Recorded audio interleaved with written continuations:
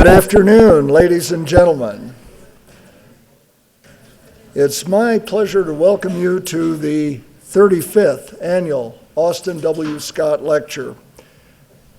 Professor Austin Scott taught on this faculty for 20 years and, like our lecturer tonight, was an expert in criminal law and procedure.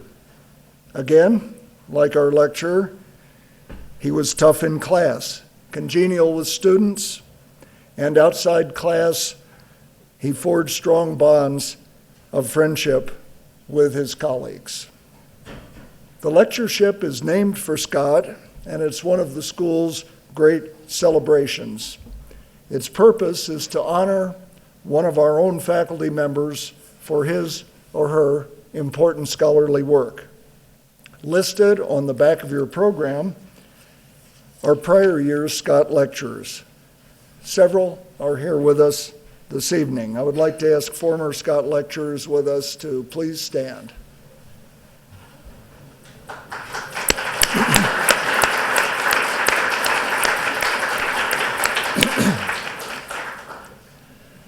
This year's Scott lecturer is Professor Ahmed White. We know him as intensely intellectual, expansively knowledgeable, yet always ready with mischievously wry humor to lighten the serious situation. Ahmed writes thought-provoking articles on labor law, often drawing on original historical research. We'll have the benefit of some of that research tonight. Ahmed White is a prodigious worker, almost always in his office and available to engage with his colleagues. His views may be contrarian on whatever the issue of the day may be, but we always are forced to think when he weighs in on a matter of importance. His innate suspicion of institutions reminds us of our potential to make collective decisions that subjugate the individual. His study of politics of class gives him fodder to raise questions about motives and to get us to reconsider our perspectives. And sometimes we even do change our minds. Ahmed can be counted on when any of us asks him to read or comment on an article or draft, and he eagerly discusses new ideas. He's among the faithful who attend every colloquium or workshop, contributing mightily to the scholarly tone of Colorado law. He willingly stepped forward last year to serve a semester as interim associate dean for research, rescheduling a sabbatical to support his colleagues in the school in this way. Ahmed also serves the community, participating, for example, in Jobs for Justice at the state and national level. We do think we know Ahmed well, but there are those here who know him better than we do. We welcome Ahmed's parents and his sister Leah from Louisiana.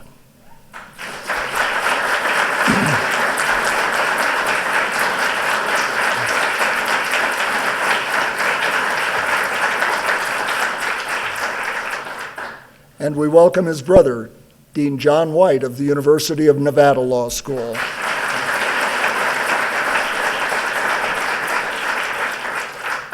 Ahmed's lecture tonight is tantalizingly titled, The Little Steel Strike of 1937, Class Struggle, Law, and the Limits of New Deal Liberalism. This is part of a major book project that has consumed Professor White for more than a year, even as he worked on and generated several other publications. The story is about when a new union, the CIO, went toe-to-toe with several steel mills in 1937, trying to change grave working conditions and to assist its members in eking out a living wage. As workers sat down on the job, a new striking technique was born, and they attracted public support. They also encountered counter-protests, tear gas, and nearby, bloodshed and death. This was a chapter eventually leading to new labor laws. Was it worth the struggle for the rights represented by these laws? Ahmed White's lecture will take us through the drama of this critical era in labor history and help us address that question. Please welcome our esteemed colleague and friend, Professor Ahmed White.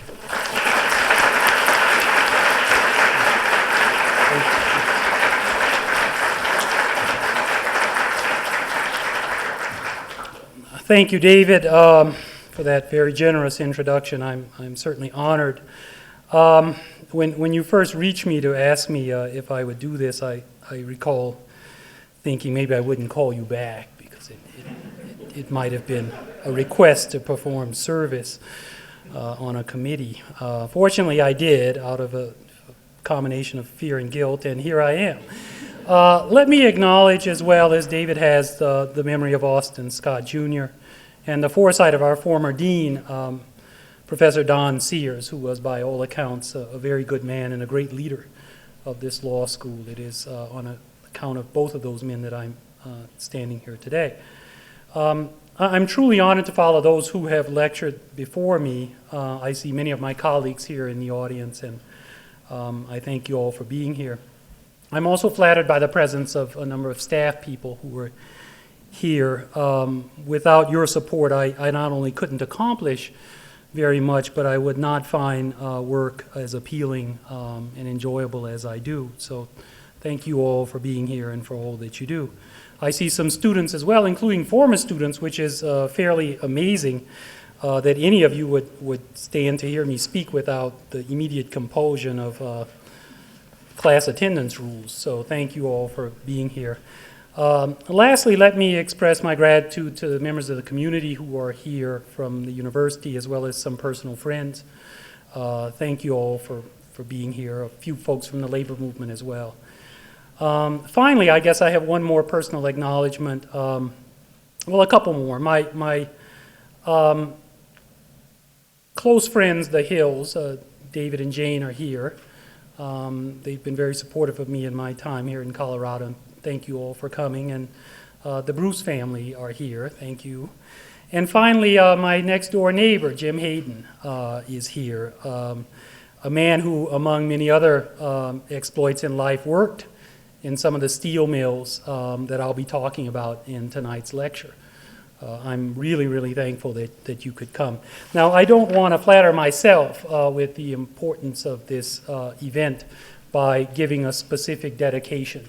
That seems a bit much, but I would be remiss if I didn't briefly mention an extraordinary gentleman named Don Wright, whom I met a couple of years ago, and who in part inspired me to complete this project. Those of you who know what a soul brother is would know what Don Wright was. He was many things, among them a steel worker and a radical union organizer, a Black Panther, a civil servant. I could go on. Don is no longer with us.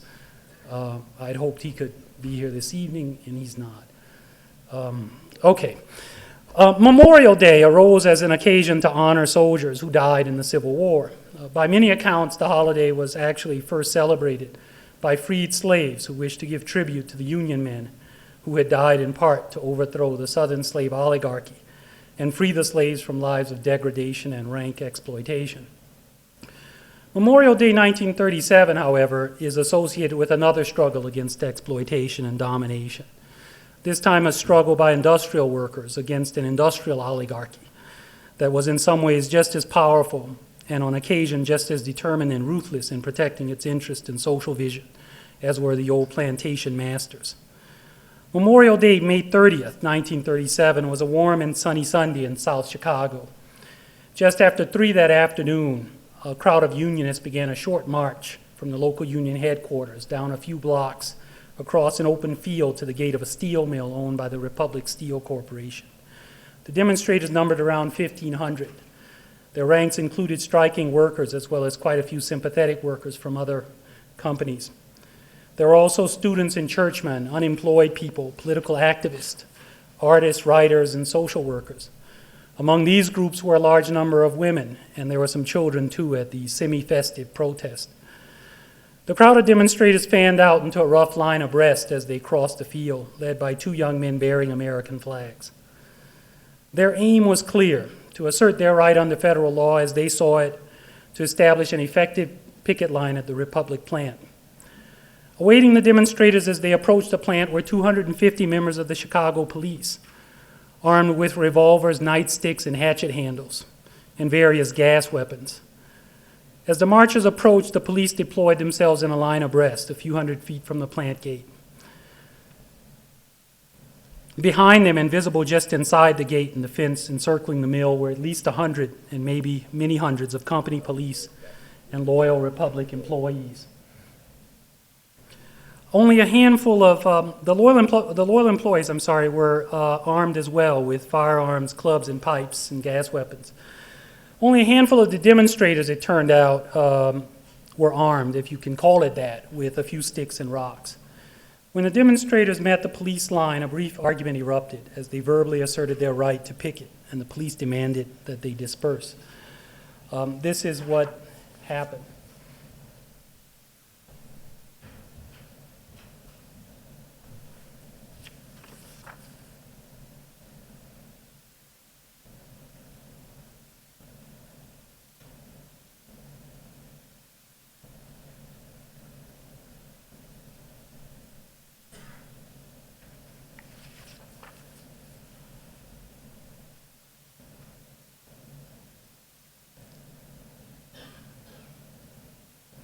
What you're seeing is a Paramount Pictures newsreel, which has been secured for posterity at the National Film Registry.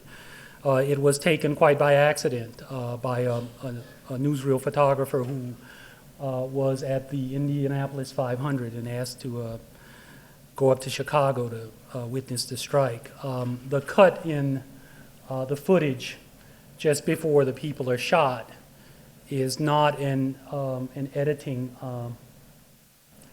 measure. It was caused by a change in the lens of the camera. The clash it depicts left 4 men dead and 6 dying of gunshot wounds. Another 100 demonstrators were hurt, including 30 who were shot. None of the police was seriously injured.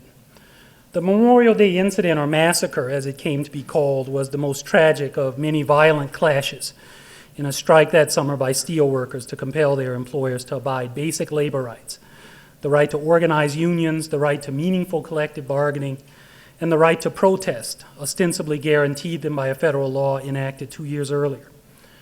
The struggle played out across much of the southern Great Lakes region and entailed dozens of mills owned by Republic and several other steel producers, the so-called Little Steel Companies, Bethlehem, Youngstown Sheet and Tube Company, and Inland Steel. At its height in early June 1937, the Little Steel Strike involved upwards of 70,000 steel workers, aligned with the Steel Workers Organizing Committee, the SWOC or SWOC, a creature of the CIO, the Committee for Industrial Organizing. The steel companies were all industrial giants. They were little only in comparison to industry leader in the production of basic steel, United States Steel Corporation, U.S. Steel, or Big Steel, as it was often called. By the time the strike grinded to an end later that summer, at least 6 and possibly 8 other people, all unionists, had been killed, and 350 strikers and strike supporters injured in picket line clashes with police and National Guardsmen, company police, and loyal employees. Some 7,000 workers were effectively fired by the companies. The strike was completely broken, and it would be years before the Little Steel Companies yielded to the modest conception of rights the workers had struck over. The Little Steel Strike was the deadliest strike, not only of the 1930s, but of the whole period from the early 1920s through the present time. It was also among the biggest stories of its day, front-page news that outlasted the disappearance of Amelia Earhart, the demise of FDR's court-packing scheme, and the opening of the Golden Gate Bridge. But it was more than this. The Little Steel Strike was also a watershed moment, a critical battle in a broader struggle between industrial workers and industrial capitalists to define the effective contours of labor rights and class relations in New Deal and post-New Deal America. And in this regard, it was a much more decisive defeat for American workers than has ever been recognized. Although there are still occasional efforts to recall what happened that summer, interest in the Memorial Day Massacre and the strike it grew out of has faded, even among scholars and unionists. Worse, in the absence of well-researched accounts, mention of the conflict is increasingly marred by inaccuracies and misconstructions. Tellingly, most people know nothing of it. Here and there, one can find competent scholarly depictions, although almost all of them brief and narrowly focused on this or that episode of the strike, but nowhere a full account of the conflict, what happened, why it happened, and how it shaped our world. The strike's terrible cost in lives and suffering and its enormous influence on the course of law and labor relations, and ultimately on the larger political economy and social structure of post-war America. All of this we risk losing even before we fully understand them, and even as the forces of class conflict and capitalist tyranny that define the strike continue to maintain a powerful hold on our world. What I shall do this evening, is attempt to tell the story of the Little Steel Strike, including its origins, to elaborate the hidden significance of the strike in shaping our world, and to draw from the strike and its legacy lessons about the nature of class, law, and labor in modern America. To understand the strike, it's necessary, above all, to recall its context. April 12, 1937, 6 weeks before the Little Steel Strike, the United States Supreme Court issued its landmark ruling in the case NLRB versus Jones and Laughlin Steel. The decision was extraordinarily momentous. Against widespread expectations, it unequivocally upheld the constitutionality of the National Labor Relations Act of 1935, or Wagner Act, which is the federal law under which the Little Steel Strikers asserted their rights to picket and engage in collective bargaining. The Wagner Act was a centerpiece of the Roosevelt administration's second New Deal, and the court's ruling paved the way jurisprudentially for the modern administrative and welfare state. It swept aside decades of reactionary precedent and gave jurisprudential foundation to what many people, including prominent scholars like Bruce Ackerman and William Leuchtenberg, have called a political or constitutional revolution. As scholars like Carl Clare and James Pope have shown, it is difficult to conceive that Jones and Laughlin would have been decided as it was, had there not been a tremendous uprising in the ranks of the American working class, beginning even before the Roosevelt administration took power and peaking in the weeks just prior to the court's decision in Jones and Laughlin Steel, with the famous automobile sit-down strikes at General Motors and later Chrysler. The sit-down strikes not only forced the court to reckon with the implications of continuing to defend a backward jurisprudence, they spearheaded an unprecedented campaign by CIO unionists to organize America's industrial workforce. Together with the Jones and Laughlin decision, the CIO's success in organizing industrial workers proved instrumental to the revolution in law and political economy that people like Ackerman and Leuchtenberg associate with the New Deal. But how far did this revolution go? How much did it really alter the essential relationship between labor and capital? No better answer to this question can be found than in the Little Steel Strike. While the sit-down strikes clearly drove the outcome in Jones and Laughlin, and by this means helped determine the outcome of the New Deal and inaugurate a functional system of labor rights, the Little Steel Strike took the measure of the Wagner Act and the New Deal and shaped their implications. The strike showed that the Wagner Act would definitely not affect a fundamental transformation of the relationship between labor and capital, that it left intact the essential prerogatives of capital over labor. In this way, the strike brought to light the fundamental limits of the entire project of New Deal liberalism. And this is not all. In the months and years that followed, the Little Steel Strike became a potent tool in a successful campaign to redraft the labor law to further ensure that it would make only modest impositions on the prerogatives of capital. The Little Steel Strike was the culmination of a drive to organize basic steel that was begun a year earlier in the summer of 1936 at the behest of CIO leaders John L. Lewis and David Dubinsky. It was part of a broader campaign to unionize the basic industries like steel and rubber, as well as mass production, including automobiles. In steel, as in these other industries, the immediate aim of the drive was above all to cause these employers to recognize the right of their workers, to form a union with which the employers would then engage in meaningful bargaining, a set of rights, again, ostensibly guaranteed to most American workers at least since the summer of 1935 by Sections 7, 8, and 13 of the Wagner Act. And yet, there was also in this struggle an inevitable contest to define what these rights would mean. When the drive to organize steel began, there were many reasons to doubt that it would succeed. The steel industry was home to a long tradition of unyielding and often violent hostility to organized labor. In 1892, a unilateral decision by Carnegie Steel, a precursor of U.S. Steel, to withdraw recognition of craft unions representing its skilled workers led to the infamous Homestead Strike, a bitter struggle punctuated by a spectacular gun battle that left several strikers as well as hired detectives dead. So began a contest that continued for several decades to establish the open shop in steel. Of course, the libertarian connotations of this term aside, the open shop actually meant an industry free of unions, and the push to achieve the open shop featured the most illiberal of methods, including the assemblage of armed forces, company guards, and vigilante groups, elaborate systems of espionage, and the relentless intimidation of individual workers with the risk of job loss, social ostracism, and physical, even lethal violence. Needless to say, such methods were put to greatest use when workers sought to preserve or reassert their claim to union representation. There were several waves of bloody, usually one-sided strikes of this kind in the first 2 decades of the 1900s, most particularly at Bethlehem Steel in 1910 and in East Youngstown, Ohio in 1960. As historian David Brody makes clear, the campaign to destroy steel unionism was entwined in an effort by employers not only to reduce immediate costs, but to wrest full control of the production process from skilled laborers, and gradually to subjugate all workers to increasingly rationalized production methods, the control of which lay firmly with the employers and their managers.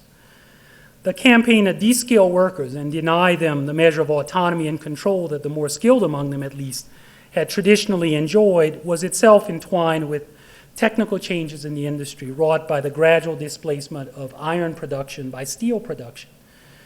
Unfolding in the context of capitalist relations, the transition to steel implied top-down scientific controls and an ever greater scale of production, hierarchically organized and with power concentrated at the top, all of this anathema to the tradition of unionism. These changes worked alongside employer repression to weaken unions as well, for they tended to render skilled laborers obsolete, if not purely redundant. Nevertheless, in the decades separating Homestead from the Little Steel Strike, the dominant approach of the craft unionists under the banner of the American Federation of Labor, or the AFL, was to mount a doomed struggle directly against the employers' efforts to de-skill and debase them. In line with the general tendency of craft unions, the unions repeatedly sacrificed the interest of unskilled workers to their bid to maintain privilege in the mills, a process that corroded support for unions among the swelling ranks of less skilled and less privileged workers. For many unionists, the obvious flaw in craft unionism pointed to the need to transcend this orientation entirely, to organize industrial unions that encompassed all the wage earners within the mills under a single organizational and bargaining structure.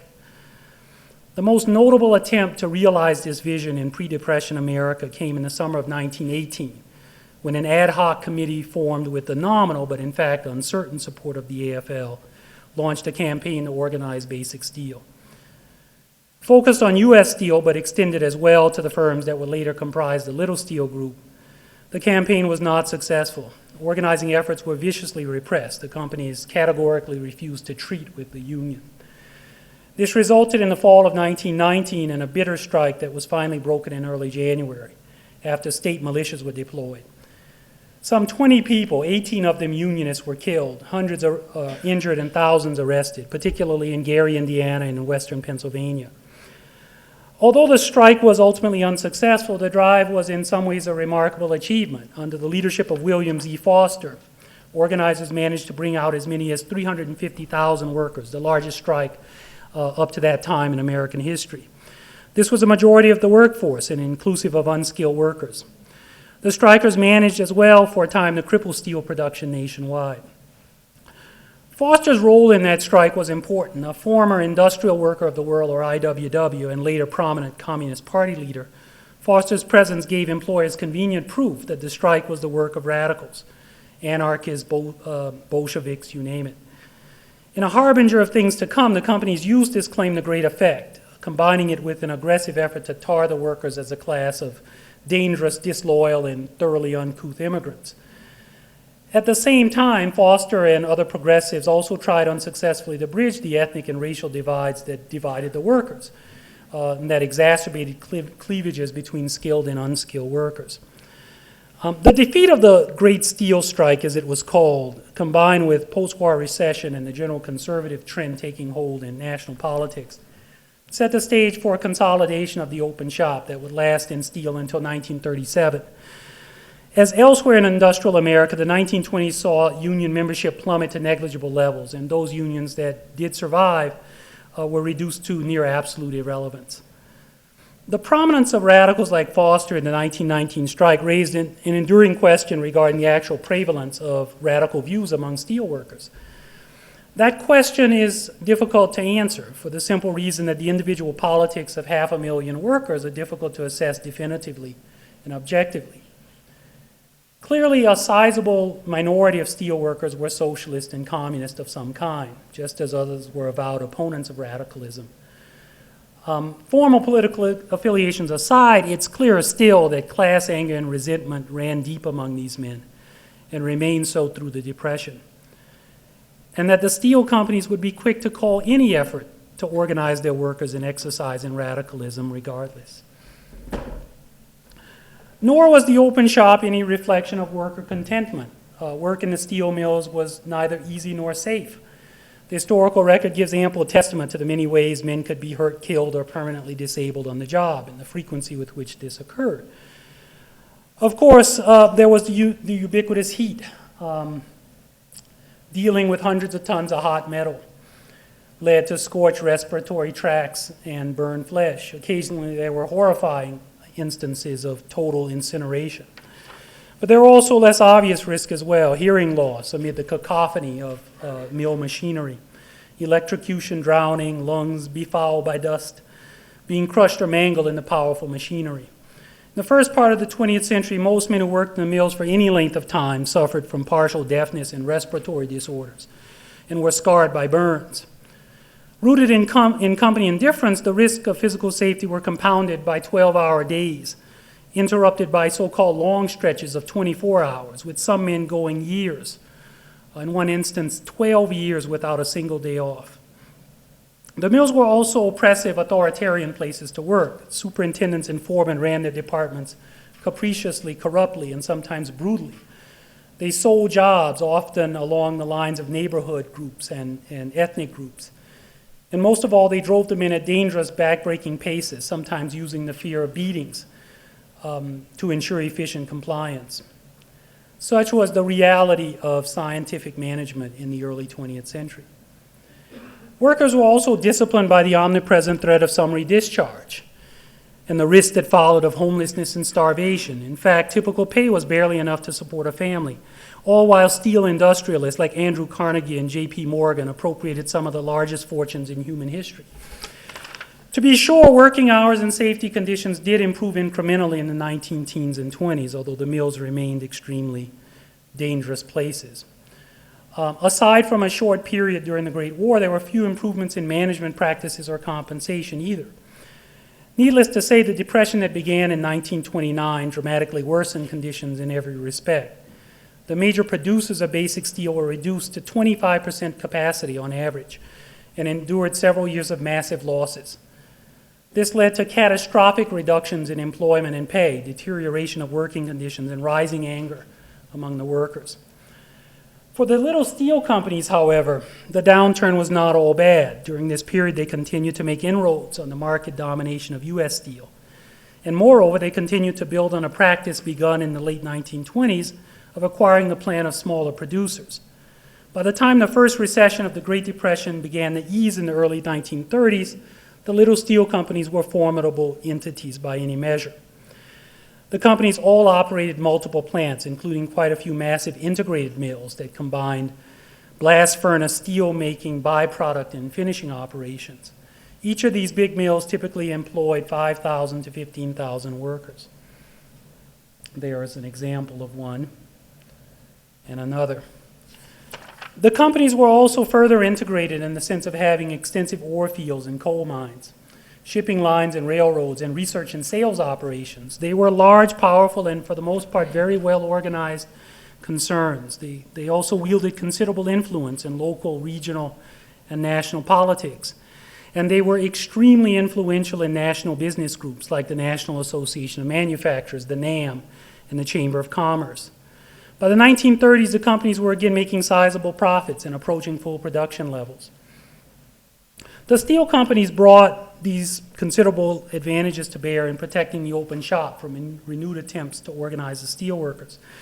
They developed rational, bureaucratized means of labor repression, anchored on cadres of spies, increasingly capable means of propagandizing against unions, sham company unions designed to preempt genuine unions, paternalistic employee welfare schemes that generated both loyalty and dependency, and small armies of company police.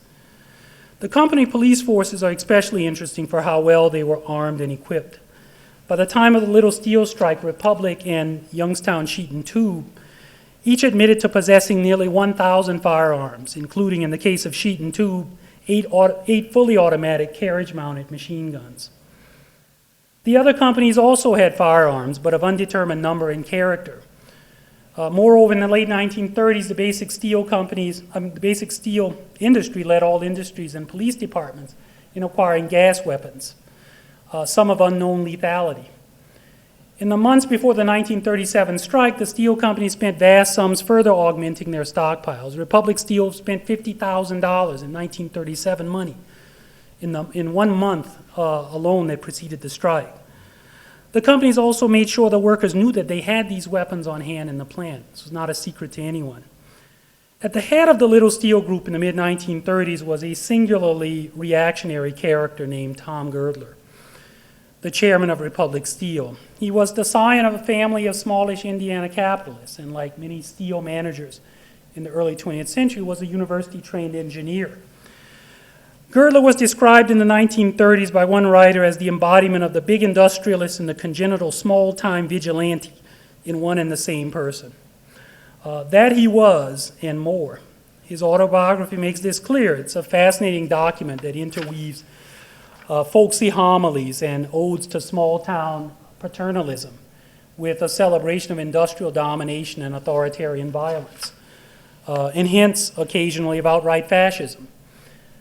Combined with his more basic interest as a capitalist, this perspective stood Girdler in absolute opposition to unions and keen as well to detect the apocalyptic threat of unions, of radicalism, I should say, in every expression of union activism.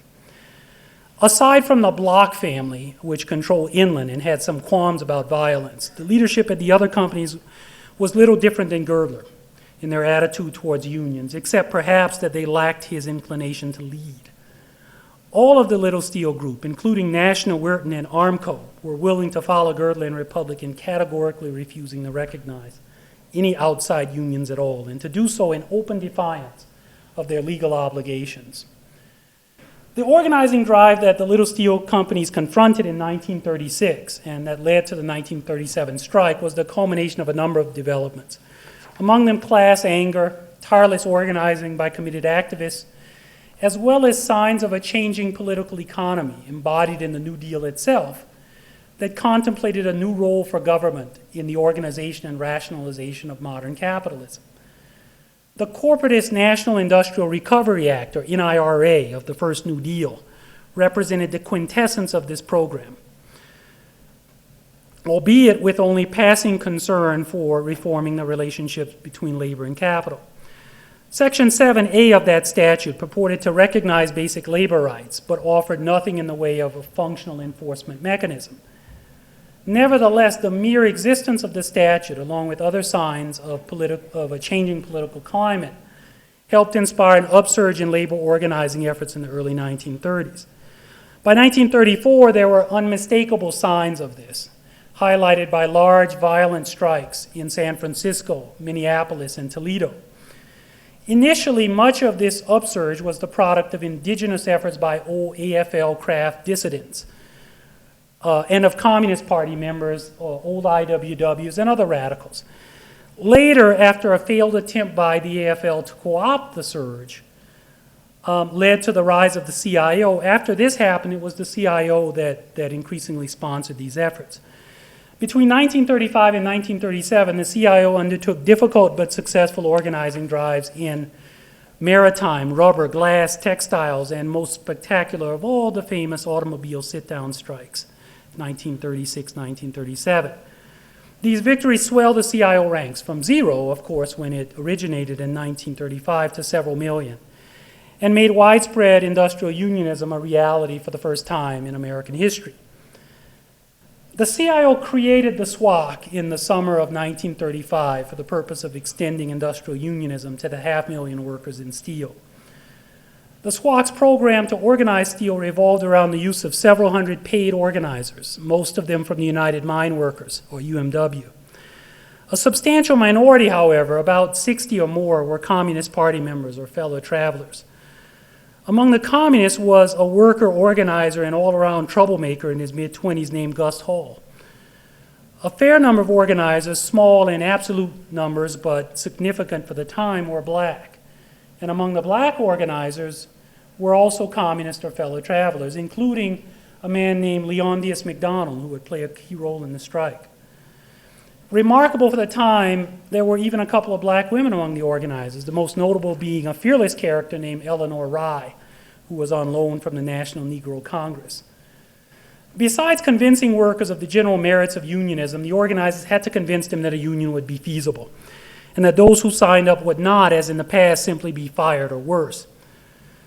Many organizers began the drive as employees of the steel companies, and many were illegally fired.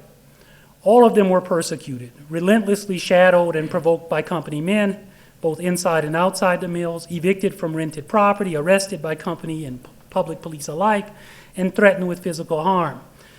Meetings were sometimes held in pitch dark to foil the ever-present company spies.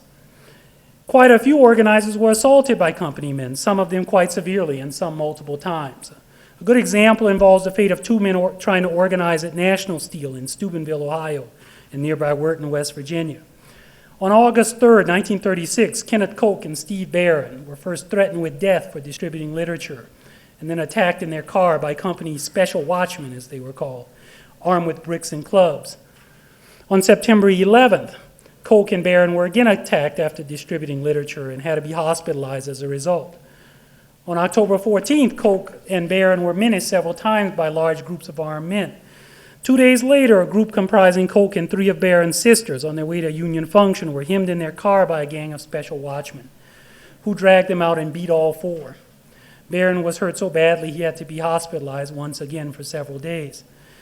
As brutal and as commonplace as these experiences were, it was essential that the organizers endure them, not only to get their message across, that's obvious, but for the more fundamental purpose of convincing the rank and filers that the union represented a serious challenge to the totalitarian control that defined the company's opposition to organized labor in the first place. The organizer's strategy also involved aggressively recruiting black workers and workers from low-status ethnic groups, Mexicans, Slavs, Greeks, Italians, and so forth. Beyond principal reasons, they had to bridge the divides that had crippled earlier drives. The recruitment of ethnics was generally successful. The recruitment of blacks was a more qualified success. Over 10% of the workforce, blacks invariably occupied the hardest, lowest paying, and least secure jobs in the mills. They'd also scabbed, albeit sometimes unwittingly, in earlier strikes, and they'd often been the objects of discrimination at the hands of companies and unions alike. In fact, in the mid-1930s, many thought black workers essentially impossible to organize. Nevertheless, by the diligent efforts of SWAC organizers, again, many of them black, who actively courted the support of black civic groups and professionals, and the black steelworkers themselves, who in the interest of class solidarity were willing to put aside past transgressions and risk the most tenuous positions in the mills. By these means, impressive numbers of black workers were signed up in key locations, particularly in the Chicago, Cleveland, and Pittsburgh areas. However, despite the union's efforts, black support lagged around Youngstown as well as in western Pennsylvania beyond the immediate Pittsburgh area. The other part of the organizers' overall strategy, or two other parts of the organizers' overall strategy, was to infiltrate and capture the many company unions in place in the mills. Beyond exploiting the incumbency of these organizations, this move was calculated to impress rank and filers with the union's audacity, while causing the companies to defend these institutions that they had created as a bulwark against unionism in the first place. A third and final plank in the union's overall strategy was to invoke the newly enacted Wagner Act and the New Deal generally to give legitimacy to their drive and to court the support of New Deal politicians, both state and national. By early January 1937, SWAC organizers had made considerable inroads at U.S. Steel, which, as the industry's traditional price leader, had been their main target all along. This led to a secret meeting in early 1937 between U.S. Steel's Myron Taylor and John L. Lewis that culminated in March in an agreement by which the company consented to recognize the union. Although the contract extended only partial recognition, it was nonetheless an extraordinary coup. Up to the moment it was made public, few would have predicted anything but enduring opposition from U.S. Steel. The reasons for U.S. Steel's capitulation are several. Prominent among them a certain prescience on the part of Taylor that the company would benefit by embracing the new political economy of the New Deal, as well as a fear that CIO militants might manage something like the punishing sit-down strike they had just that winter managed to inflict on GM. Following U.S. Steel's capitulation, many thought the little steel companies might follow. They did not. When CIO negotiators approached the companies in late March with a request to sign on to the U.S. Steel agreement, they were met with a combination of categorical refusals and dilatory pretexts. This included a cynical claim, later dismissed by the NLRB in the courts, that the companies were willing to agree to terms with the union but would not sign any agreement, and that the Wagner Act did not require them to do so. Republic, in particular, augmented these tactics with a series of targeted discharges as well as outright lockouts, particularly at mills that were well organized. As the standoff dragged on into the spring, the tensions increased dramatically. For the union, a real dilemma presented itself. At many little steel mills, organizing had gone well, at least so far as anyone could reliably determine. This was certainly true in the Chicago area, in Cleveland, and in Youngstown.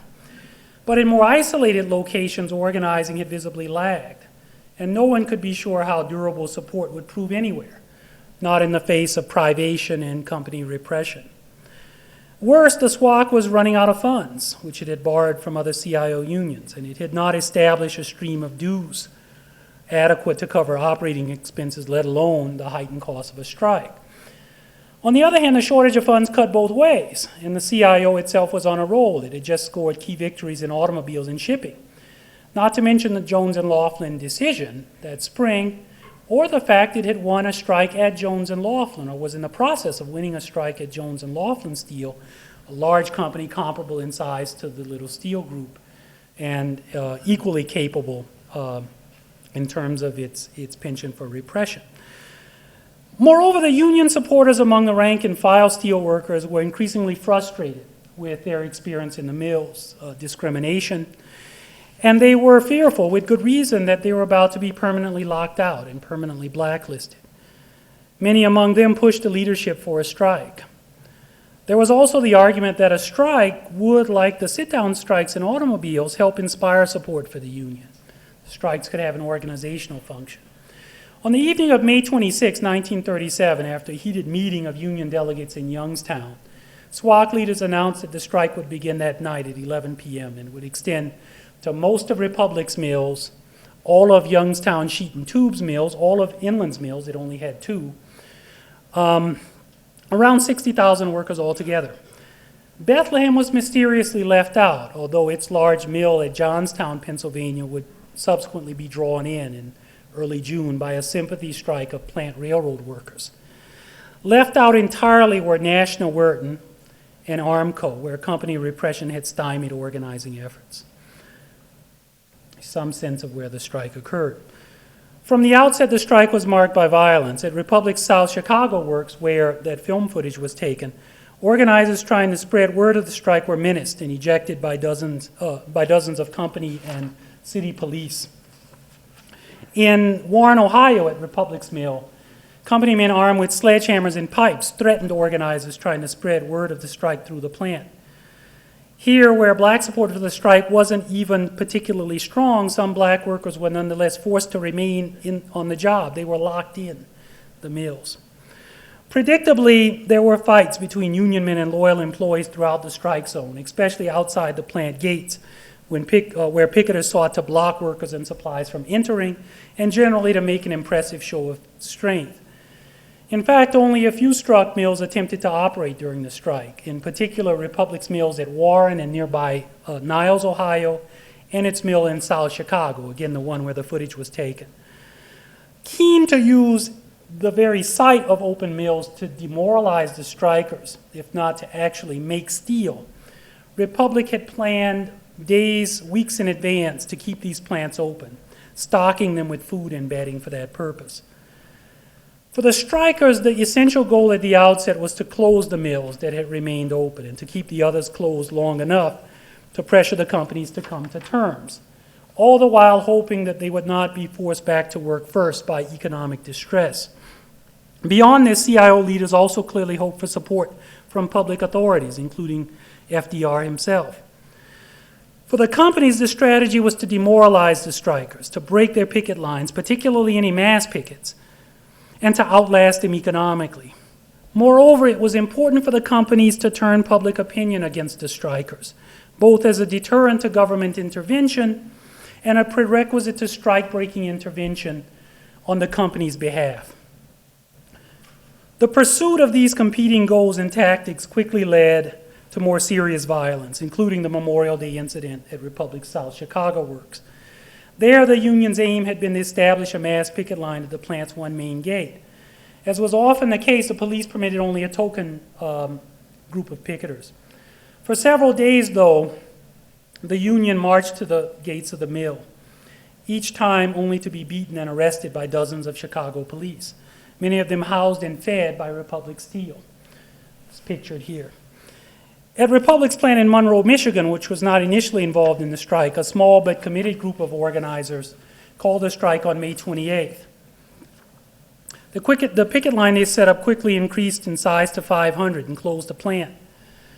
However, within a few days, company officials, loyal employees, and local authorities began to plot on how to reopen the mill, executing a program that would be followed more or less throughout the strike zone. They mounted an aggressive propaganda campaign aimed at tarring the unionists as radicals, immigrants, and troublemakers.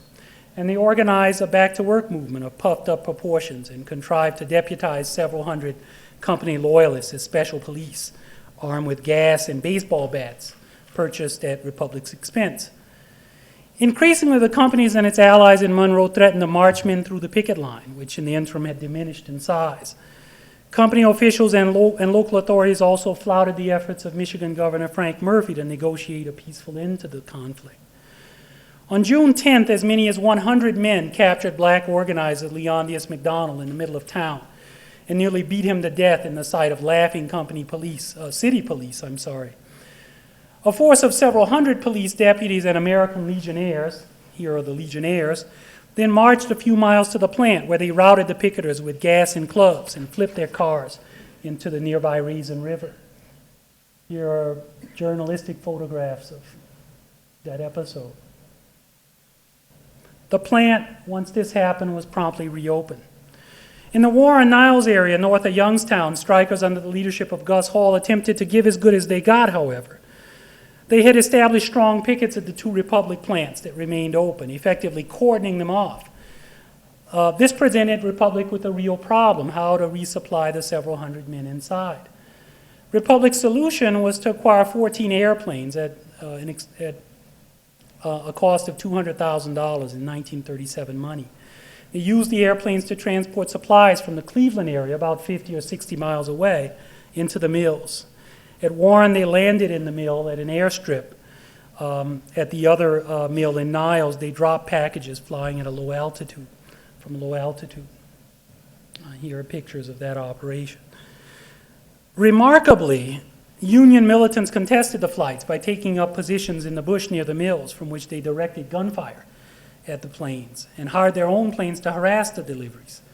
Company police in turn shot back. on one occasion nearly hitting a New York Times photographer. And company men threw things down at the picketers, on one occasion nearly injuring CIO Sub-Regional Director David McDonald with objects thrown from the plane. Fortunately, no one was seriously hurt in this dangerous contest. Although CIO leaders insisted this was not the case, and did so for obvious reasons, it is clear that the strikers sought to use violence to prevent the mills reopening or staying open. In the greater Youngstown and Canton areas in particular, picketers and Union patrols assaulted men trying to cross into the plants and sought to intimidate them and their families to the same end.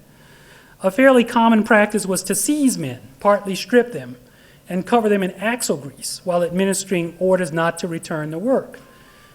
While many of the episodes were fairly serious, no one was seriously injured. The same is true of the sabotage campaign that unfolded around some of the mills, particularly those in Northeast Ohio. In an effort to keep materials out of the plants, Union militants damaged railroad tracks and blockaded the railroads. They set off quite a number of small explosives, although all or nearly all obviously intended to damage property rather than to seriously injure anyone. Here you have a trainload of limestone, which is necessary to make steel, that's been sabotaged. Of course, Unionists too were systematically harassed and menaced by company police and local authorities and loyal employees. On many occasions, heavily armed men threatened the strikers, in quite a few instances rushing the picket lines and attempting to rout the picketers or at a minimum to intimidate them. Hundreds of Unionists were beaten and countless others threatened or simply terrorized. In some instances, picketers were sniped at from the mills by rifled armed company police. In Youngstown proper, where all the struck plants were closed when the strike began, the picket lines were nonetheless the scene of several clashes between strikers and police and loyal employees. Some of these incidents were likely the work of paid provocateurs who infiltrated the picket lines. A number of strikers and strike leaders were arrested in Youngstown, including a remarkable young organizer from Youngstown named Robert Burke, probably a communist.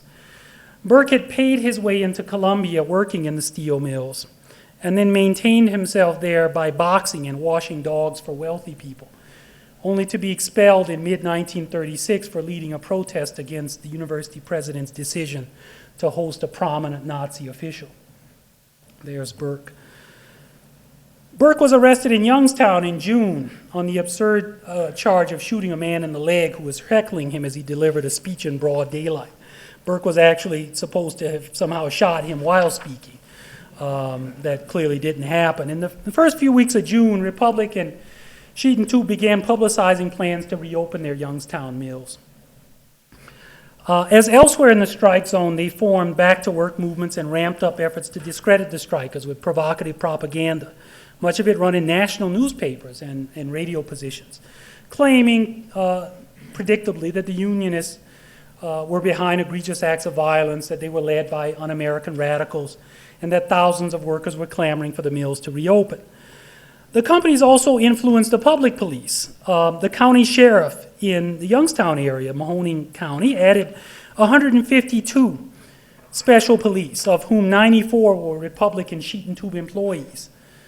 The companies also provided the sheriff with thousands of dollars of gas. The Youngstown City Police eventually added 144 men, of whom 49 were loyal steel company employees.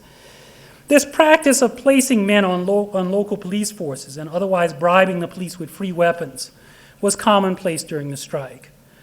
A U.S. Senate committee that later investigated the strike determined that Republican sheet and tube controlled over 1,000 armed men in the Youngstown area alone. That in Ohio generally they controlled 2,500 armed men, and in the entire strike area, some 4,000 armed men, not counting local police forces or vigilante groups. The tension generated by these practices exploded in Youngstown on the evening of June 19th at Republic's Mill, when a belligerent city police captain got into a fuss with women manning the picket line. It was Women's Day on the line. You can see here a few women and children. In response to an apparent insult by one of the women, the police captain threw a gas grenade at the women. In the chaos that erupted, the same officer began shooting his sidearm, rapidly fueling rapidly spreading rumors that a child had already been killed, and foiling attempts by Robert Burke and other organizers to quell the conflict. Within minutes, a firefight ensued with city police and company police inside the nearby mill. You can see mill buildings in the background, shooting at Unionists around buildings near the company gate. The shooting continued for several hours into the small hours of the morning. Hundreds, probably thousands of rounds were fired. When it died down, 2 Unionists had been shot dead, probably by company police shooting from the mill buildings, and dozens of other people were hurt. Sensing now correctly that the violence was working to their advantage, notwithstanding that they had sponsored and provoked much of it, the companies and their allies now ramped up the campaign to reopen the mill. To this end, in the Youngstown area, they assembled large groups of loyal employees and vigilantes, many of them armed, and threatened to march them through the picket lines.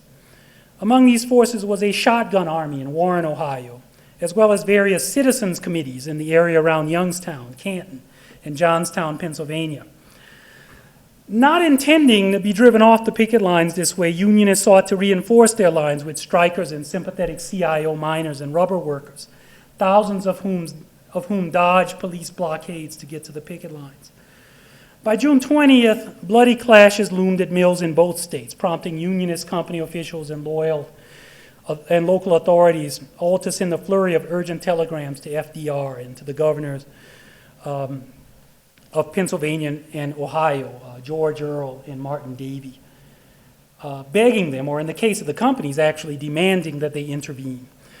FDR urged the companies to allow an ad hoc mediation board he'd established to resolve the strike, although from the outset it was clear that nothing would come of this. On June 19th and 21st, respectively, Earl and Davey declared martial law and ordered state forces to strike regions to maintain what they called the status quo while negotiations continued. In Ohio, especially, the Guards set about breaking up large pickets, preventing Union sympathizers from entering the strike area, as well as spying on Unionists. Although the Guards did keep the mills closed, their claims of neutrality were belied not only by these actions, but by the frequency with which Guard officers referred to the Union and its people as enemies in their official reports. When several days later the Federal Mediation Board essentially abandoned its efforts to resolve the strike in the face of company intransigence, Governor Davey yielded to company demands and ordered the Guards to oversee the reopening of the mills in Ohio. Throughout the Youngstown area and later in other parts of Ohio, Guardsmen with bayonets drawn and machine guns deployed forced aside picketers to allow what were initially modest numbers of workers to return to work. You see a picture of this. They arrested hundreds of strikers. In Pennsylvania, more reluctant Governor Earl, somewhat more liberal, also ordered his forces to allow Bethlehem's mill to reopen. The strike at this point was all but broken. There would, however, be more violence. On June 28th in Beaver Falls, Pennsylvania, a disabled man selling tickets to a CIO dance was killed when he was struck in the head by a tear gas canister that police fired, possibly intentionally, as they pushed aside picketers in order to allow company executives and loyal employees into a plant there. In Canton, on the last day of June, Guardsmen likely killed another striker, a striker in this instance, by beating him in the head during a disturbance that erupted as they reopened the plant there. An even more tragic episode unfolded in early July in Massillon, Ohio, where the picketers remained strong. Their republic had gradually worn down the local chief of police's objection to deputizing company men. On the evening of July 11th, with him conveniently out of town, company deputies opened fire without provocation on a festive gathering at a local union headquarters. 2 strikers were shot dead, and the union hall was basically destroyed before police and deputies then descended on nearby worker neighborhoods and arrested 165 men and women without warrant or cause. They later arrested just about every union leader they could find in the area. That broke the strike in Massillon. In Cleveland, the strike had remained strong as well, even after the entry of the Guards. Towards the end of July, local union leaders undertook to strengthen their picket lines at the Republic mills there. By July 26, I should say, they had assembled a raucous crowd of several thousand at the main Republic mill. after a loyal employee was run over and killed by, ran over and killed one of the picketers with his car, the mass picketers became agitated, engaging in a stone and brick throwing battle with loyal employees and company police inside the plant. City police and union captains were able to restore some semblance of order, but it didn't last. At 11 p.m. that night, a force of 500 company men, organized by a particularly violent company police captain, and armed with pipes, descended on a group of 100 picketers near one of the gates. After routing them, the mob sacked the union headquarters and soup kitchen. They threw a woman through a window in the process. And they beat suspected union people as they roamed through town that night. In the days that followed, police forces were deployed in Cleveland in greater strength, limiting the pickets, and within days, the strike was broken in Cleveland as well. By August, the strike was over. Nowhere was the union's defeat less than total, except at Inland Steel, where a face-saving status quo agreement was brokered by the governor. Everywhere else, the companies yielded absolutely nothing. The strike did remain formally in effect at Republic, and as many as 1/6 of that company's employees remained out over the next couple of years, defiantly manning small picket posts here and there. Although most of these men, in truth, were just as much locked out by the company as they were on strike. The strike failed for a number of reasons, including the onset that summer of the second downturn of the Great Depression. Also important was the CIO's miscalculation that Roosevelt and other liberal New Deal politicians would more aggressively aid the union. Roosevelt, in fact, famously summoned Shakespeare to justify his refusal to intervene. He somewhat callously deemed the strike, with its one-sided carnage and its origins in the company's unlawful conduct, a plague on both your houses. This caused a permanent rupture in his relationship with the CIO's John L. Lewis, ultimately affecting national politics. Another factor typically ignored in the literature on the strike, its failure, was the simple inability of the strikers to outlast the companies. Men began abandoning the picket lines when they could no longer buy food, cover mortgages, or make rent, and when union support was exhausted. And of course, there was also the repression inflicted by the companies and their allies. The worst effect of this was not primarily that it terrorized and demoralized the strikers to the point they abandoned the picket lines. This did happen. However, the strikers repeatedly showed enormous courage in defying these threats. The story that comes to mind first is that of 3 men, 2 black and 1 white, who picketed for 36 hours nonstop through the night at the Republic Mill in the hours after the Memorial Day massacre, while hundreds of hostile police patrolled nearby. Rather, the greater significance of repression, and this is a key point about the strike, lay in how it generated violence, which in turn justified government intervention that broke up the pickets and signaled the futility of the strike. The cost of the strike was enormous. The SWAC had spent over $2 million on the drive and the strike and had little to show for it, and it owed this money back to other CIO unions. The union cost was incalculably greater. At least 16 and possibly 18 people, all unionists, were killed. Over 350, the vast majority of these people, unionists, were seriously injured. Hundreds of others lightly injured, countless terrorized, and several thousand arrested. Among the arrestees were 65 victims of the Memorial Day killing, including, incredibly, the wounded men arrested, mortally wounded men arrested in hospital and charged with conspiracy in their own impending deaths.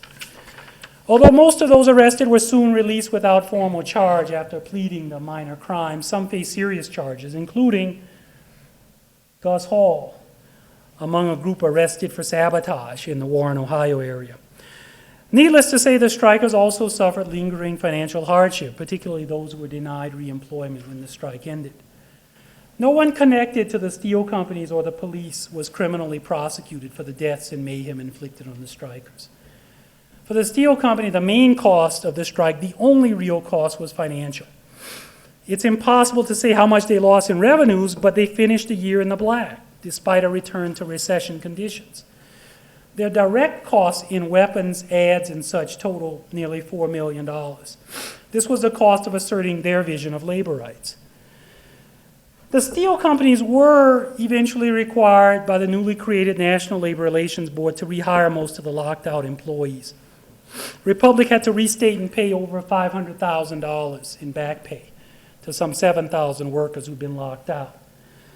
However, this was not accomplished for several years, and the monetary figure actually amounted to only a small fraction of the profits the company made during those years. You can also divide 7,000 into 500,000 and see how little money the typical locked out worker got. The other companies paid smaller awards under the labor law. The little steel companies continued to defy the labor law and the authority of the NLRB well into 1941, when they finally acceded to the most basic dictates of the labor law and recognized and bargained with the union. By mid-1942, by mid-1942, the companies in the SWAC finally signed collective bargaining agreements. The SWAC was then in the process of reorganizing as the United Steelworkers of America, the USW. These developments have been widely viewed as evidence of the futility and senselessness of Little Steel's attitude in the 1937 strike, and moreover as a prominent symbol of the victory of New Deal labor law, New Deal labor, and the NLRB over entrenched and unqualified employer opposition. In this vein, some labor historians have actually claimed that the strike boomeranged to the overall benefit of labor and the labor law. Needless to say, the successor to the SWAC, the USW, and other unions take the same view.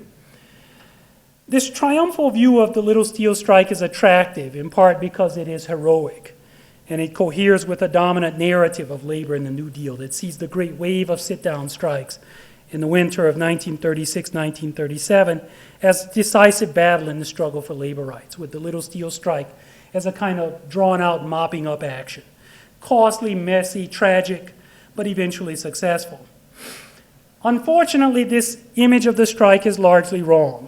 For one thing, the company's eventual decision to recognize the union was clearly rooted more in an eagerness to participate unimpeded in the new political economy, now featuring lucrative government defense contracts, than in the effects of NLRB rulings, let alone the strike.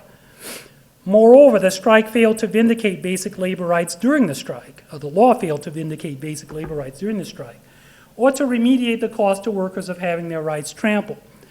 Violence redounded to the detriment of the strikers, never mind that it was caused by the companies. In fact, both elites and the public turned against the strikers as the strike descended into violence. The pickets failed, and far from valorizing the union, the defeat on the picket lines left the union broke and demoralized. In the wake of the strike, the union retreated from aggressive organizing efforts and from militancy as well, trading this for sterile, many would say stultifying, faith in legal procedures.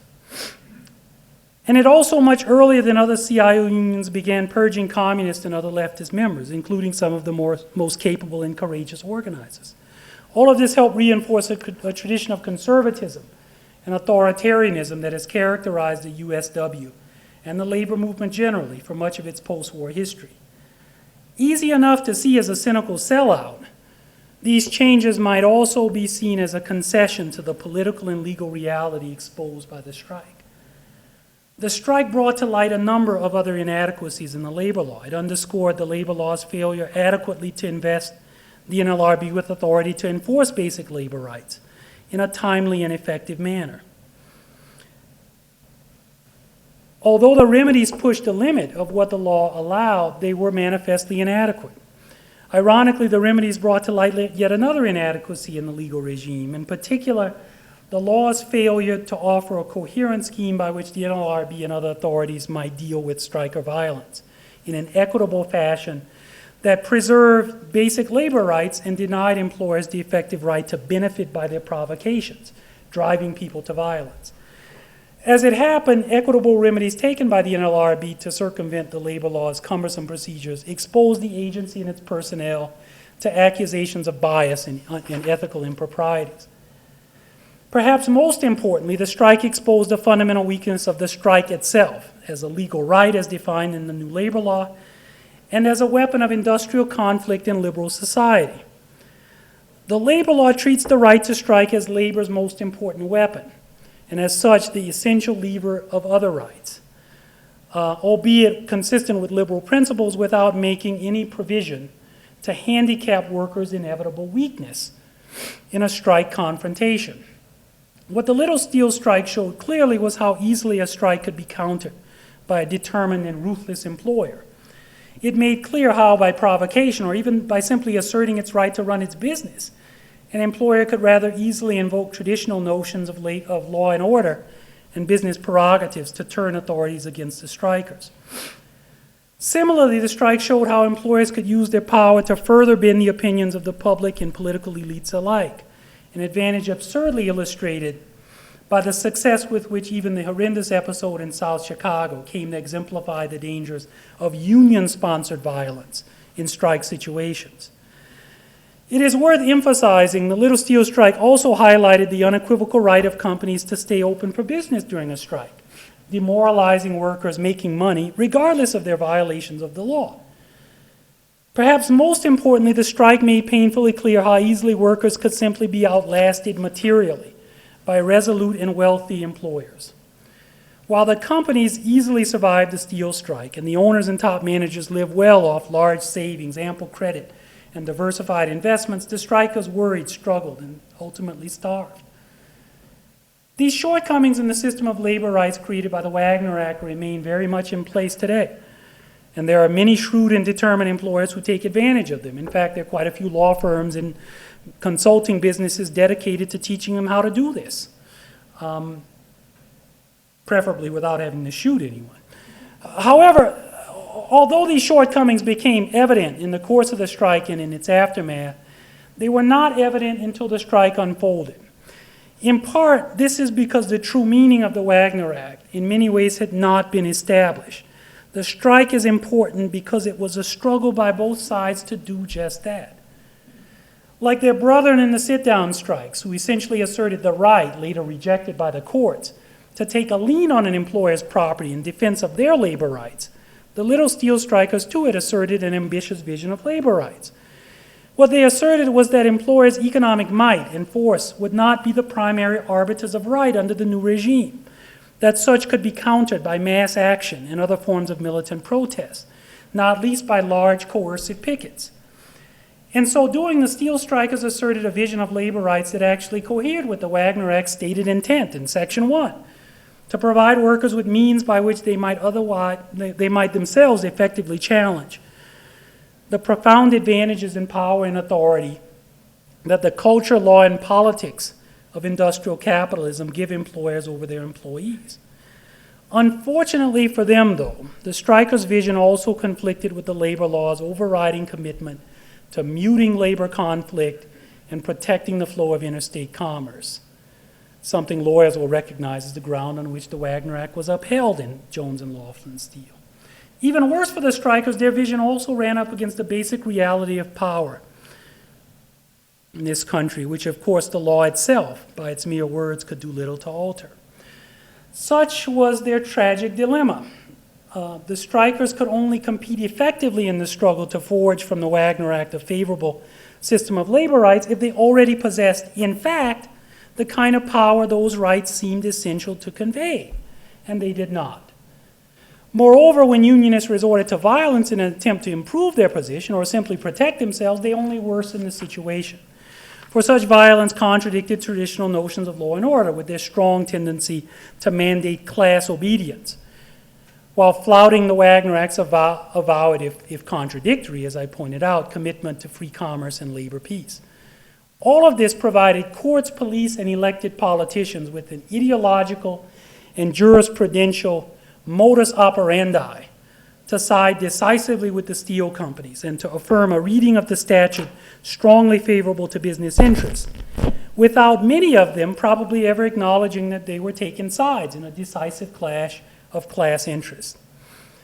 And so, despite the Wagner Act's reform as promised, despite the strident efforts of the NLRB and the heroic efforts of the strikers themselves, despite all of this, the statute would definitely not fundamentally alter the overall contours of industrial relations. Instead, the law would accommodate itself to a system in which the essential prerogatives of capital remained intact. Might continued as ever to make right, To be sure, there would be modest concessions to workers. Employers like the little steel companies would have to bargain with the union and abstain from the kinds of violence featured in that strike. But they would not yield their essential dominance, or even have to contend with a sustained culture of law-supported worker militancy. Since the summer of 1937, the labor law shortcomings have actually been aggravated, ironically, as a further consequence of the little steel strike. Even as strikers were being shot dead on the picket lines, the strike's violent and contentious circumstances were being deftly recast by reactionaries in Congress and elsewhere as evidence of the law's overprotection of labor rights. The NLRB and the Wagner Act itself were blamed for both endorsing and causing the shocking violence that featured in the strike. The main proof behind these flimsy but attractive claims was the agency's considerate, although analytically flawed, attempt to justify the reinstatement of workers who'd been drawn into violent conflict with police and company personnel. Similar were the diligent efforts on the part of the NLRB staff to enforce the law against the steel companies. This was characterized as evidence of corruption of the NLRB by unethical and incompetent radicals. There were extensive congressional hearings between 1938 and 1947 on these and other supposed excesses. Used in these ways, along with the sit-down strikes, the little steel strike ultimately performed a central role in a campaign to reform, as it was called, the labor law, that culminated in the dramatic retrenchment of labor rights by the Taft-Hartley Act of 1947. In the name of reining in labor unrest and violence, Taft-Hartley would, among other things, further condemn the right to strike as envisioned by the steel strikers, essentially banning mass picketing, limiting strikes for the purpose of organizing, and all but banning sympathy strikes. Moreover, Taft-Hartley reduced the authority of the NLRB to protect the right of workers to engage in protest generally. It validated the kind of propaganda engaged in by the little steel companies, and it forced all unions to purge communist members and many other leftists from their ranks. Such was the final blow to the steelworkers' reformist vision of New Deal liberalism, and for labor, the bitter legacy of the little steel strike. My research for this project, which involved visits to several archives as well as the scenes at which key episodes of the strike occurred, took me on a bit of an odyssey through Rust Belt America. I went to Youngstown, Canton, Massillon, Ohio, Johnstown, Pennsylvania, Monroe, Michigan, and the South Chicago area. I don't have to tell you of the social devastation of that region, the rotting, crime-ridden neighborhoods, the giant mills that once spewed fire and soot, now reduced to heaps of scrap and vacant lots and weed-cracked pavement. Youngstown, which was the center of what was called the Steel Valley and the American Ruhr, is now center of Ohio's formidable prison complex. Of all the little steel companies, only one, Armco, is still in business as AK Steel. The rest have been sold to foreign capitalists, or in most cases, dismantled in the ultimate act of industrial cannibalism, melted down for scrap. Of course, this is but the most express and ironic of many means by which contemporary capitalists, whose ancestors at least plausibly justified their tyranny on grounds they created so much and employed so many, have simply drained the wealth out of these places, weakened, de-radicalized, and for decades habituated to getting a share of employer profits and little more. Unions offered pathetic resistance to these changes. I visited the site of the Memorial Day Massacre. The once mighty mill is a scrapyard. The desolate field, there it is. Those men and women strode across, chanting supposedly un-American slogans under the banner of American flags. It's not much changed by the 75 years that have passed. The Union Hall, built a few hundred yards from where the killings occurred, is a semi-dilapidated church community center. And the plaque installed there at the base of a lamppost to commemorate the 10 martyrs is corroding. Not all is desolation, though, at least not as easily recognized as such. As in other places where mills and factories once dominated the landscape, there are the green shoots of a post-industrial America. Strip malls, the inevitable real estate developments, and maybe most incongruous of all, massive casinos. Each of these supposedly verdant yields of consumer and finance capitalism is supposed to hide the ruins of industrial America. They don't do this quite as well as real weeds, or for that matter, prisons. One cannot doubt the magnificent success, however, that contemporary capitalism has had in muting the class conflict that once defined the preceding age. And yet, one need only consider the enormous power that the capitalists still wield over debates about health care, labor rights, and wars, over elections and politics generally, and of course in the workplace, where unions are weaker than at any time since the open shop era, to see that what happened in 1937 is really not so far into our lives today, except maybe that it's much harder to find anyone willing to contest that power in the way those steel workers and union organizers did 75 years ago.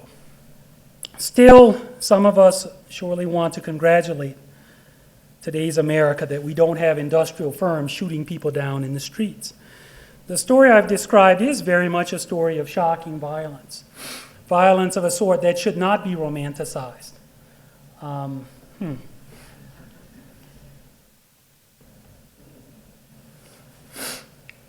The pain and suffering inflicted on those men and women was very real, and many of the wounds were healed, if you can call it that, only by death. Nevertheless, violence is not the only source of pain and suffering in this world, and there is, in any case, more to violence than what is inflicted by gunshots and blunt force. We have to wonder, I think, whether in some ways we've traded the conflict and horrors of the 1937 strike and other conflicts, as bad as they were, for something worse.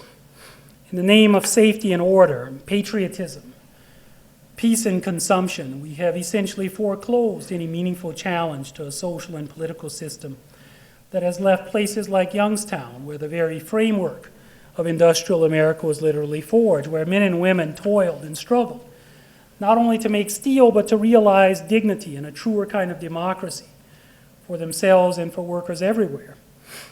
We've left these places scenes of untold poverty and marginalization, while places like the Upper East Side and Greenwich, Connecticut, and yes, Boulder, Colorado, are awash in wealth, mysteriously unstained by grime and sweat of actual labor, let alone the blood and tears of struggle against injustices, class domination, and exploitation. Is there not a very real kind of violence in this, a violence in some ways worse for the fact that merely to speak of it sounds of heresy, resentment, and a weird kind of nostalgia, if not a criminal call to violence in a literal sense? With this, I'll close with a quotation of what a bristling Lee Pressman, the CIO's lead lawyer, told a hostile Senate committee trying to discredit the CIO, the NLRB, and the Wagner Act back in 1940. Pressman said, "There are worse things in the world than industrial conflict. One of them is industrial serfdom and the poverty and ignorance and oppression which have been the lot of more American workers than we would like to think in recent years." The more I reflect on Pressman's testimony, the more I am convinced that he would have been no less right if he had said this yesterday, and that in the truth of his statement inheres the most enduring lesson of that strike back in 1937. Thank you.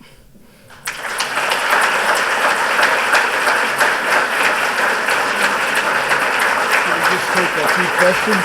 Yeah, we don't have much time. It's about, just take 5 minutes.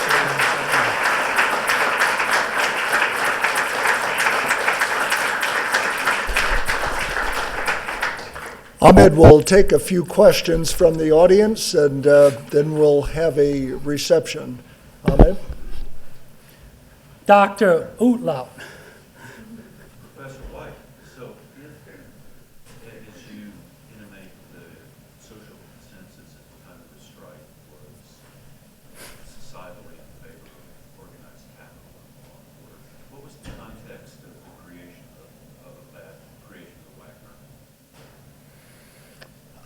I think his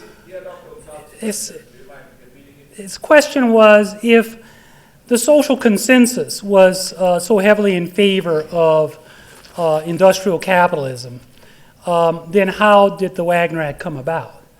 And my answer to that is to challenge the question a little bit. I think there was a great deal of contingency in political views at the time. But I think you're also right to some extent. And to the extent you're right, the Wagner Act came about in part because of skillful manipulation of the legislative process by Senator Wagner, Robert Wagner of New York, Ed Costigan, right here in Colorado, and other liberals and progressive in Congress, in the Senate in particular. One of the interesting things about the Wagner Act, and much has been written, I mentioned Carl Clare and James Pope writing about the importance of the sit-down strikes to the constitutionalization of the Wagner Act. It was far from clear for years after the Wagner Act was made law on September 5th, 1935, that the law would actually have any real meaning at all. It could either be declared unconstitutional or simply ignored by capitalists to the point it became a dead letter. Things were that contingent. I think your question is a very good question. It's inspired some important research, historical research on this very issue. Professor Squillace. Ahmed, I'm curious if you could talk a little bit about the role that the lawyers and the courts might have played in the Little Steel Strike. I mean, you didn't speak much about it, but it strikes me that there must have been efforts to get injunctions. If the Wagner law was as good as it seemed, then there was at least a chance that the labor people might get a restraining order against the companies. I'm wondering what was going on there at the legal level. The short answer to your question, and it's a good question, one I've researched in some depth, the short answer is a desperate effort to bring to bear the force of the law. When I mentioned that the strike exposed the NLRB to accusations of ethical misconduct, it was those efforts that led to those accusations, and the accusations were actually pretty well founded. I'm not sure in the ultimate sense they were wrong, but what basically happened is that Lee Pressman, who I mentioned at the end, CIO lawyer, Communist Party member, it was later revealed, Harvard graduate, was close friends at the time with a man named Nat Witt, who also was young Jewish radical communist secretary of the NLRB. He and Witt and Pressman engaged in ex parte communications to frame an action against First Inland Steel. That was the case designed to test the point I mentioned in the talk, the company's position that they could make an agreement, they could satisfy their obligations under the statute by making an agreement but not signing it. If you've ever seen a collective bargaining agreement, you know how ridiculous that is. You know, they could be, I think the talk was long, you know, as thick as a phone book. And also the case against Republic, which was the main case involving company violence and whether that violated the act. The basic problem was a congenital one. In spite of those aggressive efforts, it just takes too long to bring to bear the remedial provisions of the act before damage is done to strikers. That isn't always the case, but that's a deep-seated problem in the administrative machinery, and it was exposed then, and it's exposed today in strikes. I mean, there's a lot more to your question about these machinations. The companies got plenty of injunctions against the unions. In fact, in Ohio, the National Guard found themselves in a bit of a difficulty because the martial law statute was ill-drafted, such that they had no apparent authority actually to do anything once they were employed by Governor Davie. The way that problem was cured is that the local authorities got injunctions issued, or they issued these, this would not survive procedural scrutiny today, executive proclamations written by sheriffs. And in the case of Cleveland, by Elliot Ness, whom we know as the prohibition character, who was the public safety director at that time. Lach? So I want to congratulate you on a very impressive talk. And I want to ask a mundane question, which is, you did mention town countries made illegal some acts of picketing. What was the situation prior to that with regard to not just industrial picketing, but with regard to mass It was an issue. It was unclear as a matter of law. The agency, the NLRB, and to a greater extent the courts, took the position that if mass picketing devolved into violence, it was enjoinable. However, the violence and direct forms of coercion are not the only purpose served by mass picketing. What unionists argued then was that mass picketing served a communicative purpose, a morale-boosting purpose. And that was all essentially prohibited by Taft-Hartley. The labor law today doesn't say mass picketing is prohibited. It says coercive picketing is prohibited. The legislative history says by coercive picketing we mean basically every episode of mass picketing that's ever existed. And so that's how it essentially functioned.